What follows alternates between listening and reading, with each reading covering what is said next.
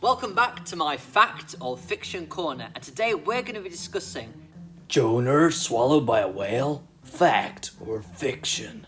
Are we seriously expected to swallow this whale of a story that a man survived up to 72 hours in a fish whale?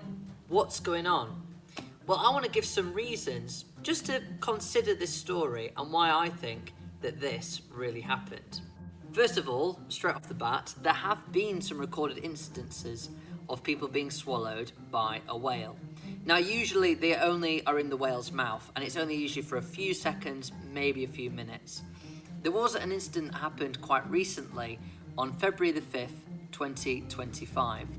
A man was in his kayak off the coast of Chile, and he ended up capsizing and being swallowed temporarily by a whale, and the whale spat him out. And this is recorded, you can actually watch the footage of this happening, and it all happened very quickly. Now, this guy was called Adrian Simancas, and what I find very interesting though is how he describes his experience, and he says that he felt that he was given a second chance when he was spat out of the whale. And it just reminds me so much of Jonah and how he felt so thankful being in the whale because he wasn't drowning, but he felt so thankful and that God had given him a second chance to make good on his promises.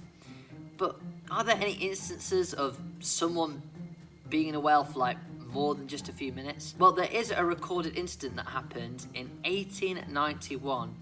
There was a boat called the Star of the East, and there was a man on it called James Bartley, and he ended up being swallowed by a whale. And a few days later, he was spat out again, and his skin is described as being white. Now, it would have been very, very bleached white because of the gastric fluids. And according to the reports, they say he went on to live for 18 years afterwards, and he was buried in Gloucester.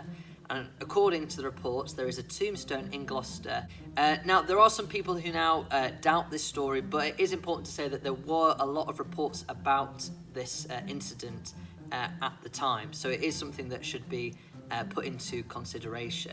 Another thing that I would like to put forward into consideration, an argument of my own, is there's the possibility that there was once an even bigger fish that existed, which is now extinct. As we know that there are many species that have gone extinct. So there could have been a bigger fish with a bigger belly for a man to have lived in. But for my closing argument, I want to argue from faith. Jesus said that Jonah was in the belly of a big fish for 3 whole days. So I trust in Jesus and what he says, and that's why I believe Jonah could do it. And maybe it goes against what science says about how long a man could live in a whale. But the truth is, I believe in a God who made the heavens and the earth. He made the volcanoes and the oceans.